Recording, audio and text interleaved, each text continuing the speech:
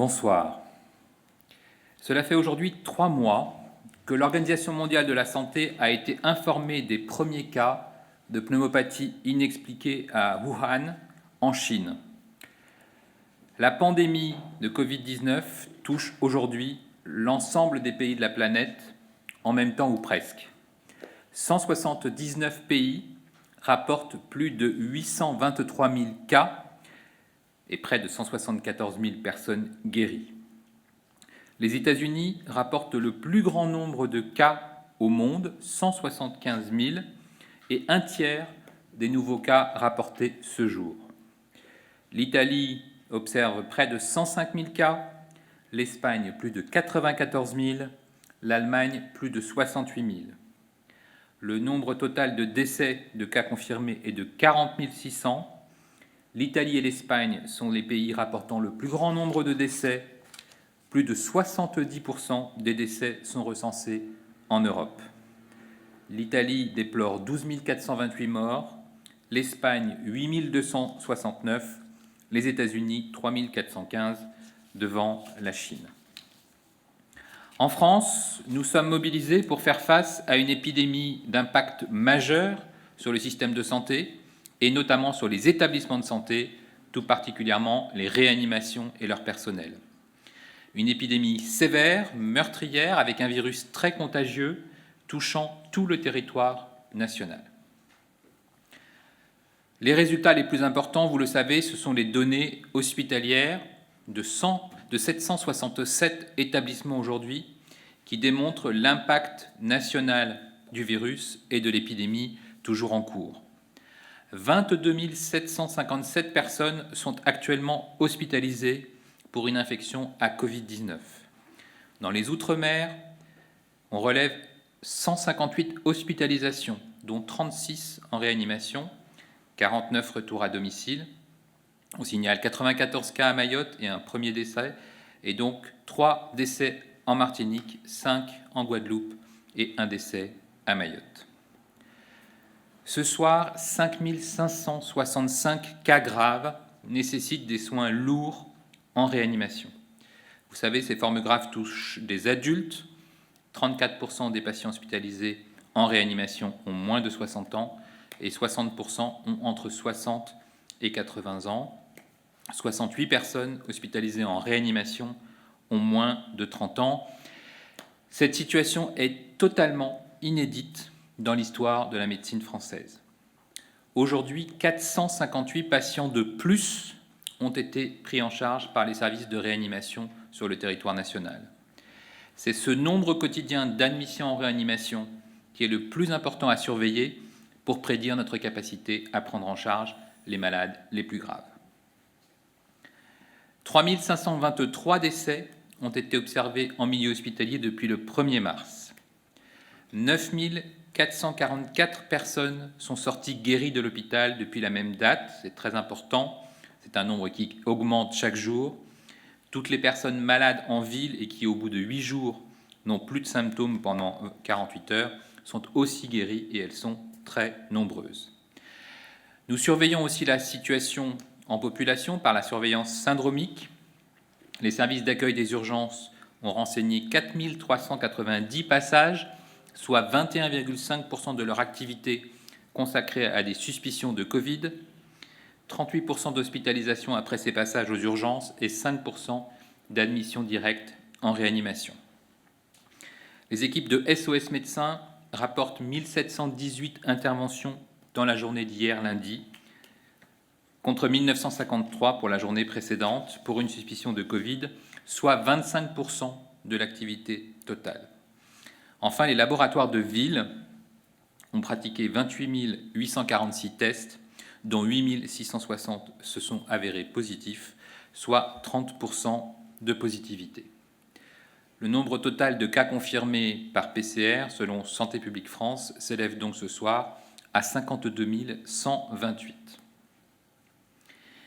Il y a exactement 3 mois, la Chine notifiait à l'Organisation mondiale de la santé l'existence dans la région du Hubei, à Wuhan, de cas de pneumonie d'origine inconnue.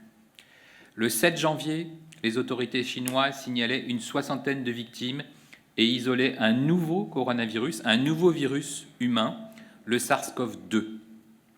Le ministère de la Santé en France alertait les agences régionales de santé dès le 10 janvier, puis les professionnels de santé hospitaliers et en ville le 14 janvier par des messages dits MARS, messages d'alerte rapide sanitaire, et DGS urgents, auxquels je vous rappelle, tous les professionnels de santé peuvent s'abonner gratuitement. Le 23 janvier, le CORUS était activé, le Centre opérationnel de réponse et de régulation des urgences sanitaires et sociales, avant même la découverte des premiers cas de Covid-19 sur le territoire. Le 27 janvier, nous avons activé notre centre de crise sanitaire, 3 jours avant que l'Organisation mondiale de la santé ne déclare une urgence de santé publique de portée internationale. Et vous savez que la France décidait dans le même temps de rapatrier nos concitoyens de Wuhan dès le lendemain par voie aérienne pour une quatorzaine stricte sur le territoire. Le 14 février, nous déplorions notre premier décès de Covid-19. Le 23, nous passions en stade 1, puis le 28 au stade 2. Le 29, un décret interdisait les rassemblements de plus de 5000 personnes en milieu confiné. Le 3 mars, l'ensemble des masques sur le territoire national étaient réquisitionnés et les prix des gels hydroalcooliques plafonnés.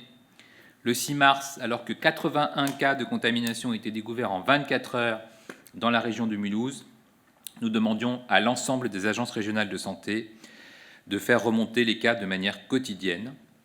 Le 8, afin de limiter la propagation du virus, l'interdiction des rassemblements de plus de 1000 personnes était décrétée, ainsi que la fermeture de l'ensemble des établissements scolaires de l'Oise et du Haut-Rhin. Le 10 mars, c'était l'installation du comité scientifique permettant d'éclairer les décisions du gouvernement. Le 11 mars, alors que le directeur général de l'Organisation mondiale de la santé, Dr Tedros, annonçait une pandémie, le président de la République, Emmanuel Macron, annonçait la fermeture de l'ensemble des établissements scolaires. 2 jours plus tard, nous passions au stade 3 épidémique et le Premier ministre, Édouard Philippe, annonçait la fermeture des lieux recevant du public, le déclenchement du plan blanc sur toute la France et donc la déprogrammation des actes médicaux et chirurgicaux non urgents afin de libérer un maximum de ressources humaines et de ressources logistiques. Le 16 mars, le président de la République décrétait le confinement et vous savez que depuis le 24 mars, nous avons un comité d'analyse, recherche et expertise pour appuyer les décisions du gouvernement. Depuis le premier jour, notre objectif a toujours été d'offrir les meilleurs soins à chaque patient, et notamment les patients les plus graves nécessitant une réanimation, c'est-à-dire des soins continus, des soins lourds, une intubation, une ventilation mécanique, une perfusion, des drogues très importantes pour maintenir le débit cardiaque, pour aider le fonctionnement rénal. C'est quelque chose d'extrêmement complexe qu'une prise en charge en réanimation. Cela nous a conduit, au nom de la solidarité nationale, à opérer des transferts de patients des régions en tension vers les régions les plus épargnées par l'épidémie. Le 18 mars, grâce au soutien des armées, nous avons effectué le premier transfert de 6 patients de réanimation par une opération aérienne dite Morphée. Les 21, 23 et 27 mars, 3 autres opérations du même type ont permis de transférer un total de 18 patients depuis les centres hospitaliers du Grand Est. Le 22 mars, c'était le Tonnerre, bâtiment de la Marine nationale, qui transférait 12 patients depuis la Corse vers la région PACA. Le 26 mars, le premier TGV médicalisé évacué depuis la région Grand Est 20 malades de réanimation vers les Pays de Loire. D'autres opérations du même type ont été effectuées le 29 mars avec 2 départs depuis le Grand Est vers la Nouvelle-Aquitaine pour un total de 36 patients transférés. Du 27 au 30 mars, grâce au transport héliporté, 10 patients de la région Grand Est et 12 patients venant d'Île-de-France ont respectivement été transférés vers les régions Nouvelle-Aquitaine et Centre-Val de Loire. En Bourgogne-Franche-Comté, 42 patients ont été transférés vers la région Auvergne-Rhône-Alpes par voie terrestre et aérienne. Hier s'est terminée une opération transférant 10 patients de cette même région Bourgogne-Franche-Comté vers la région PACA par voie aérienne. Au nom de cette solidarité nationale et au nom de la solidarité européenne, une nouvelle opération Morphée a eu lieu aujourd'hui. 6 patients de la région Grand Est ont ainsi été transférés chez nos voisins allemands. Et vous savez que l'Allemagne nous a même aussi envoyé un avion militaire pour accueillir des patients en Allemagne. À l'heure où nous parlons, d'autres transferts transfrontaliers à destination du Luxembourg, de la Suisse et de l'Allemagne ont eu lieu ou sont en cours pour 121 patients de la région Grand Est. D'autres opérations sont prévues pour soulager nos hôpitaux et nos équipes soignantes. Je peux d'ores et déjà vous annoncer le départ dès demain de 2 TGV médicalisés depuis Paris vers la région Bretagne pour 36 patients graves d'Île-de-France. Grâce à la mobilisation totale de l'ensemble des moyens de l'État, nous comptabilisons aujourd'hui 288 patients lourds, graves, nécessitant des soins complexes, transférés vers des régions moins en tension. Ce nombre est amené à progresser dans les jours et les semaines qui viennent. La région Grand Est est en très forte tension sur son système de santé. La situation est aussi difficile en Île-de-France. J'en appelle donc au volontariat des professionnels de santé compétents en réanimation, médecins, infirmiers, aides-soignants, et les invite à se signaler dès maintenant sur les plateformes du ministère des Solidarités et de la Santé pour soutenir les équipes du Grand Est ou sur la plateforme renfort-covid.fr pour soutenir les équipes d'Île-de-France. Ils seront bien entendu, mais c'est important de le rappeler, hébergés gratuitement. Je tiens à mettre toute la lumière sur la mobilisation extraordinaire des soignants. Qu'ils exercent dans le secteur libéral, hospitalier ou médico-social, leur travail sans répit sur cette crise longue est absolument exemplaire. Il est aussi important de souligner l'union nationale dans cette crise et la mise en place rapide et efficace des coopérations entre les structures publiques et privées. Les établissements privés ont su modifier en profondeur leurs activités pour répondre aux fortes demandes sur l'ensemble du territoire. L'ensemble des soignants du public comme du privé méritent aujourd'hui plus que jamais toute notre admiration et toute notre reconnaissance. Je vous remercie. Une question pour Hospimédia. Les prestataires de services externalisés qui interviennent à l'hôpital et en établissements médico-sociaux craignent de ne plus pouvoir assurer leur mission pour le bio-nettoyage et la restauration notamment. Ils demandent de bénéficier de mesures exceptionnelles pour accéder aux moyens de protection. Est-il prévu de les inscrire dans les secteurs prioritaires ? Oui, alors c'est un travail que nous faisons effectivement d'analyse fine des personnels les plus exposés. On l'a vu pour les services d'aide à domicile. On adapte à chaque fois notre réponse. Comme vous le savez, le ministre l'a annoncé, nous avons commandé des quantités considérables de masques de protection. Nous avons aussi une production nationale de masques de protection qui augmente fortement. Nous avons aussi des masques alternatifs qui permettent de se protéger et d'éviter les projections. Donc toute cette arrivée désormais de commandes et la production nationale et la possibilité d'avoir accès à des nouveaux masques, des masques en tissu, des masques lavables, fait qu'aujourd'hui, nous allons pouvoir de plus en plus proposer aux personnes exposées une protection adaptée à leur exposition. Une question pour France Info. Comment les remontées des EHPAD vont être calculées, sachant qu'il n'y a pas de dépistage automatique, ni des cas, ni des décès ?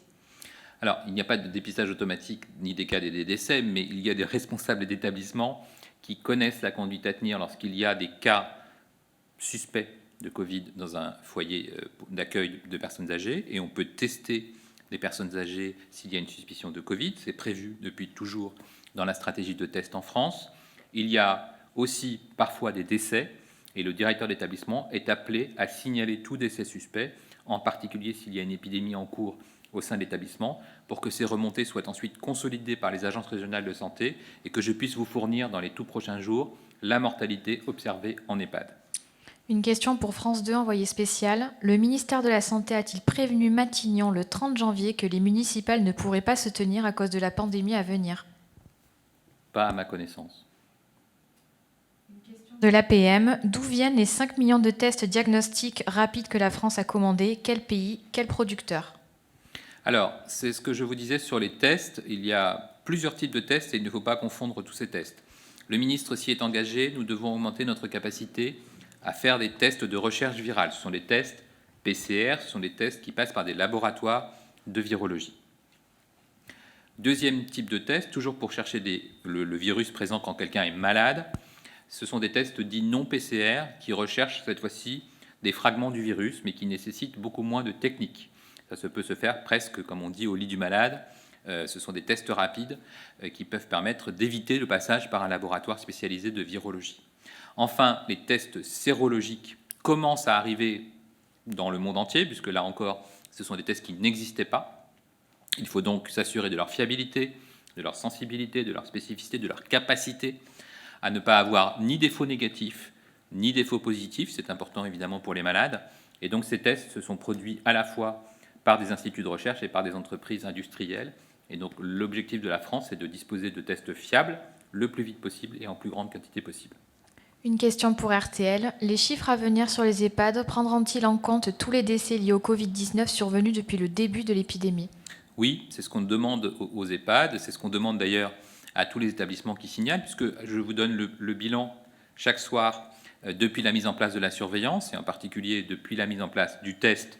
Donc vous avez le total du nombre de tests positifs en France. Depuis la mise en place de la surveillance hospitalière, je vous donne des chiffres de patients actuellement hospitalisés, de patients actuellement en réanimation, mais je vous donne aussi le nombre total de personnes qui sont sorties depuis le 1er mars, le nombre total de personnes qui sont décédées depuis le 1er mars. Donc nous aurons une vision globale et je l'espère exhaustive de la situation dans nos EHPAD. Et puis enfin, je vous rappelle qu'il y a un dispositif en France qui est très fiable, c'est celui de la surveillance de la mortalité totale, qui remonte forcément à l'état civil en mairie. Et donc l'INSEE et Santé publique France ont accès à cette mortalité quasiment en temps réel, et donc pourront nous dire si nous observons une surmortalité, un excès de mortalité dans certains départements, dans certaines régions ou au niveau national, et nous aurons ces données chaque semaine portant sur la semaine précédente. Une question pour Usine Nouvelle. Comment l'État prévoit-il de réagir face aux tensions et risques de pénurie de produits injectables d'anesthésie et envisagez-vous des réquisitions ? Alors, c'est une anticipation que nous avons mis en place, puisque vous l'avez vu ce soir, le nombre des patients nécessitant des soins de réanimation augmente de jour en jour. Donc nous avons libéré beaucoup de lits de réanimation, nous avons quasiment doublé en quelques jours notre capacité d'accueil en réanimation. Mais comme je vous l'explique aussi chaque soir, la prise en charge en réanimation, c'est d'abord des hommes et des femmes compétentes, et il faut être formé en réanimation. C'est ensuite un environnement technique. Il faut un lit spécialisé, il faut un respirateur, il faut de quoi surveiller la fréquence cardiaque, la fréquence respiratoire, il faut des perfusions, il faut des machines parfois pour soutenir l'activité cardiaque, pour soutenir l'activité rénale, et il faut des médicaments.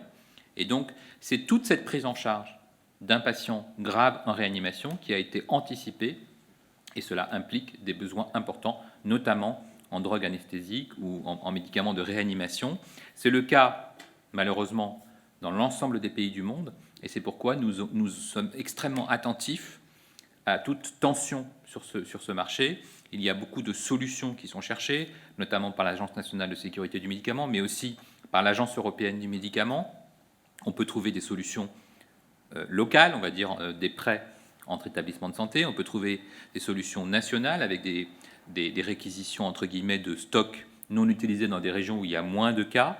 Donc là encore, ce sont des signes de solidarité nationale qui s'expriment entre établissements, et puis nous mobilisons bien entendu les industriels du médicament pour nous assurer que l'ensemble de leur capacité de production d'une part et que l'ensemble de leur production est utilisable pour nos malades.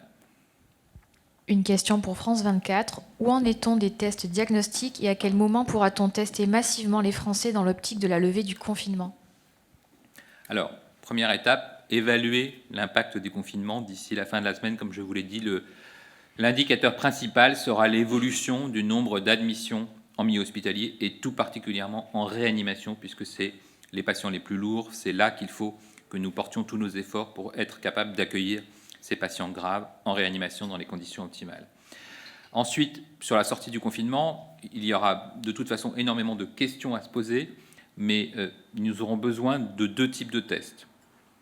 D'être toujours capable de détecter des patients malades sur le territoire national, entrant sur le territoire national, ou l'apparition éventuelle de cas groupés comme on en a connu, si le virus se remet à circuler. Et nous aurons aussi à répondre à des questions importantes des Françaises et des Français, notamment, ai-je été infecté par ce virus ? Suis-je protégé ? Et donc là, c'est un autre type de test, c'est justement les tests sérologiques qui permettent de savoir si oui ou non on a des anticorps, et donc si oui ou non on est protégé contre ce virus qui a circulé parce qu'on a été malade ou parce qu'on a présenté des symptômes bénins et qu'on a besoin de savoir si l'on est immunisé ou pas. Une question pour pharmaceutique. Tous les soirs sont annoncés les chiffres des guéris sortis de l'hôpital. Comment est défini ce statut de patient guéri, sachant qu'il y a des patients qui sortent en ayant encore des symptômes? Non, en pratique, ça c'est vraiment important de le dire, les patients ne sortent pas contagieux de l'hôpital. Ce qu'ils ont encore, parce que souvent certains partent vers des services de rééducation par exemple, c'est qu'ils sont sortis de l'hôpital et qu'ils ont encore besoin de soins, parce que comme je vous le dis souvent, on ne rentre pas chez soi en sortant de réanimation parce qu'on a besoin de reprendre une activité cardiaque, une activité respiratoire normale, d'avoir des soutiens infirmiers, d'avoir des soutiens de kinésithérapeutes, de reprendre une fonction respiratoire.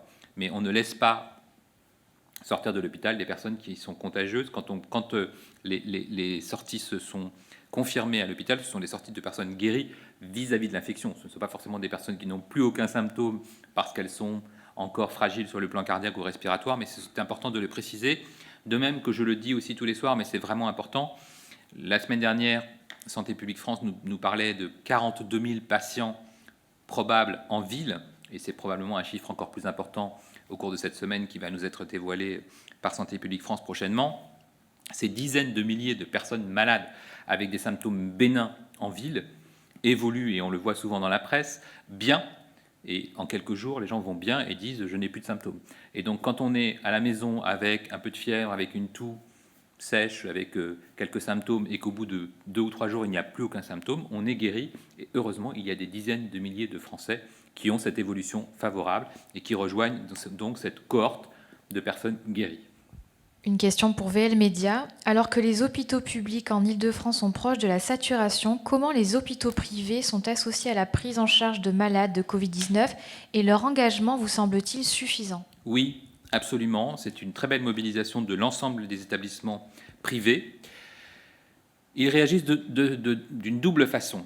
Soit ils ont la capacité d'accueillir des patients Covid, ce qui n'est pas toujours le cas, parce qu'il y a des cliniques chirurgicales, par exemple. Et donc, s'ils ont des capacités d'accueillir, ils le font. Et je peux vous dire qu'aujourd'hui, dans le Grand Est, en Hauts-de-France, en Bourgogne-Franche-Comté, en Île-de-France, tous les établissements privés sont mis à contribution pour accueillir des patients Covid, en médecine, en soins intensifs, en soins continus, en réanimation. Et puis, il y a quelques établissements privés qui n'ont pas la capacité d'accueillir, mais qui mettent à disposition leur matériel de bloc opératoire, leur matériel d'anesthésie et leurs équipes. Et c'est pourquoi ce soir, j'ai lancé un appel aux soignants qui se trouveraient sans activité ou qui seraient prêts à être volontaires pour renforcer les équipes. Il y a en Île-de-France, il y a probablement aussi pour le Grand Est, des soignants encore disponibles ce soir qui ont envie d'aider, qui souhaitent aider. Et donc s'ils ont des compétences en réanimation, s'ils pensent pouvoir aider des équipes de réanimation du Grand Est ou de l'Île-de-France, il faut qu'ils puissent se porter volontaires dès ce soir. Une question pour le Huffington Post. Quel est le seuil au-delà duquel le nombre d'hospitalisations va poser des problèmes d'engorgement dans les hôpitaux?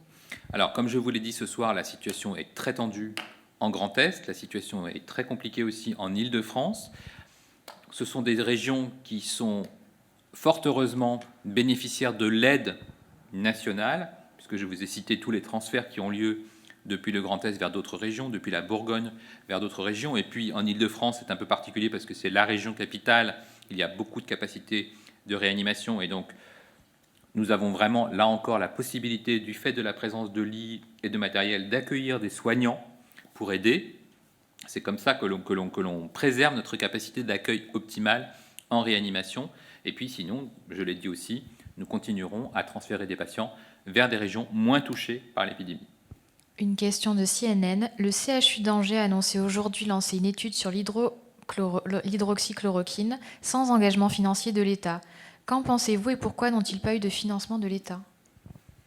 On l'a déjà dit à plusieurs reprises, tous les médecins qui ont souhaité mettre en place des protocoles, et là encore, il y a un cadre réglementaire en Europe et en France. Un protocole, c'est pas quelque chose d'abstrait, c'est simplement de proposer à un patient une recherche, de lui expliquer quelle sera cette recherche, et de mettre en place une comparaison entre un traitement qu'on souhaite tester et un autre. Souvent, entre un traitement dont on ne connaît pas l'efficacité et un placebo. Et donc, l'intérêt de ce protocole que vous citez, c'est qu'effectivement, c'est le traitement hydroxychloroquine versus placebo qu'on compare. On ne sait pas, c'est ce qu'on appelle un double aveugle, on ne sait pas ce que reçoit le patient, le médecin ne le sait pas non plus, et c'est la seule façon d'aller rapidement acquérir des connaissances et de statuer vite pour savoir si effectivement ce traitement a un intérêt ou n'en a pas. Et c'est important évidemment pour les Françaises et les Français que d'avoir cette réponse rapidement. C'est un essai qui est d'ailleurs multicentrique, il y a beaucoup d'hôpitaux qui souhaitent y participer, et tant mieux. Et on a toujours dit que le gouvernement français soutenait les protocoles de recherche qui ont un objectif de production de connaissances scientifiques. Et dans l'épidémie que l'on connaît, la production de connaissances scientifiques est indispensable et urgente. Une question pour Sciences et Avenir. Le transfert de patients d'une région à une autre est-il fiable sur le long terme ? Alors, il est fiable sur la sécurité. Moi, je suis admiratif des équipes qui se mobilisent parce que quand on voit un TGV médicalisé, on a l'impression que c'est assez simple. En fait, c'est particulièrement compliqué. Il faut sélectionner des patients relativement stables. Vous avez vu que ce sont des patients de réanimation qui bénéficient d'une assistance respiratoire, qui vont être transférés de leur chambre vers une ambulance de réanimation, de l'ambulance de réanimation vers une voiture de TGV, qui vont être surveillés pendant tout le trajet et qui ont à chaque fois la présence d'une équipe complète de réanimation dans la voiture du TGV. Donc c'est un processus très lourd, mais parfaitement fiable pour la sécurité des patients.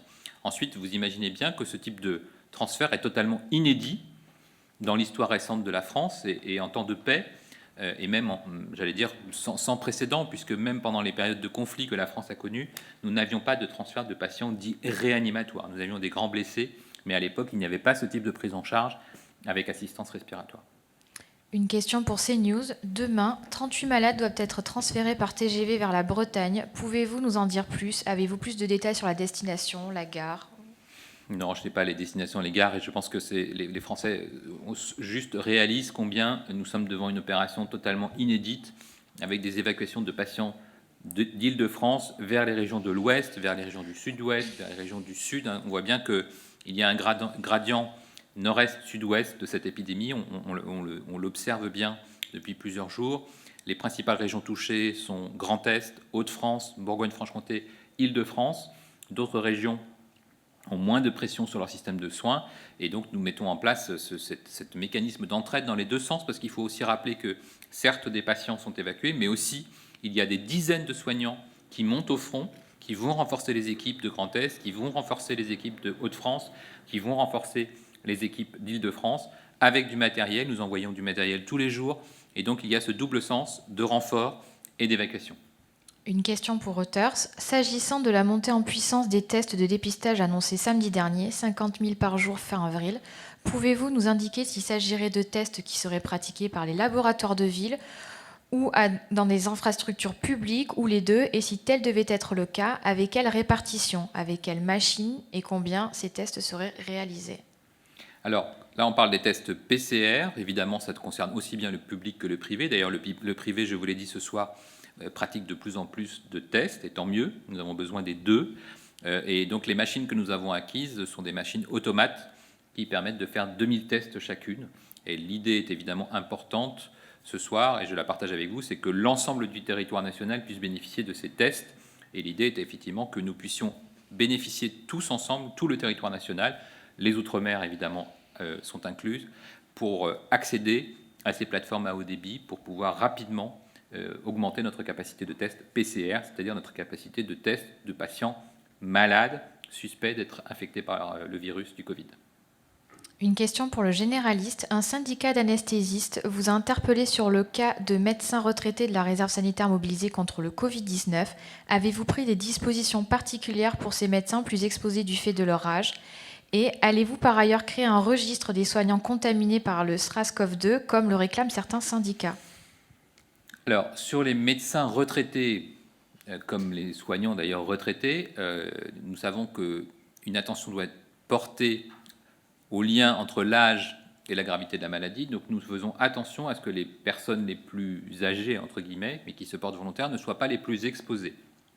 C'est notamment pour ça que de nombreux médecins retraités ont rejoint les centres 15 pour de la régulation, pour du conseil médical, voire pour de la téléconsultation. Ensuite, sur le sujet du registre, je suis plus mal à l'aise pour la raison suivante, c'est que d'abord, il y a des professionnels de santé qui ne souhaitent pas être associés à cette démarche, qui se considèrent comme des patients comme les autres, et qui ne souhaitent pas que l'on tienne un décompte un peu macabre du nombre d'infirmières, d'aides-soignants ou de médecins qui sont infectés, ce d'autant que d'autres professionnels pourraient dire qu'ils sont tout aussi concernés parce qu'ils participent de la chaîne de prise en charge.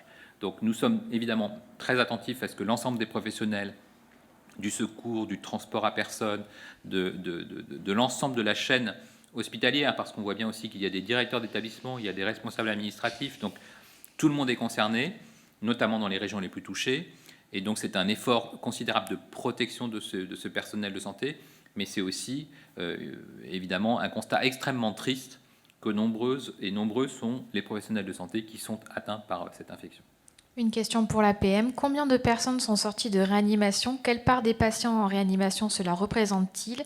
Et quelle est la durée moyenne de séjour constatée? Quel est le parcours qu'ils suivent après? Observation, rééducation? Alors, ce que je vais vous expliquer sur la réanimation, c'est que chaque malade de réanimation est différent. Les réanimateurs nous le disent tous les jours, on a énormément d'échanges avec eux.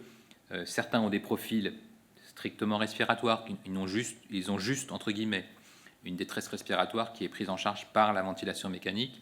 D'autres ont des tableaux beaucoup plus sévères qui dépendent de leur âge, qui dépendent de leurs facteurs de risque, qui dépendent de la réaction de l'organisme à l'infection, avec des défaillances dites multiviscérales. Il y a beaucoup d'organes qui dysfonctionnent, ça peut être le cœur, ça peut être les reins. Et donc, le pronostic du patient est très différent selon la gravité de son infection initiale. Le suivi n'est pas le même. Un patient qui respire beaucoup mieux tout seul peut rapidement retourner en médecine et ensuite chez lui. Un patient qui a eu une défaillance multiviscérale, qui a des problèmes cardiaques associés, des problèmes rénaux associés, va être beaucoup plus long à prendre en charge. La moyenne de séjour en réanimation est environ de 15 jours, ce qui est déjà une réanimation lourde. Et en sortie de réanimation, tous les parcours sont possibles. Le passage rapide en médecine, le passage au bloc opératoire parfois pour des complications, ou la prise en charge dans un service dit de soins de suite, de rééducation, de réadaptation cardiaque ou respiratoire. Mais beaucoup de patients, et c'est important, sortent de réanimation, et c'est une victoire, parce que chaque décès est un désastre pour toute l'équipe, est un drame pour toute l'équipe qui s'est occupée du patient, mais chaque patient qui sort de réanimation est une victoire. Et heureusement, ils sont nombreux. C'était la dernière question, Merci. Je vous remercie.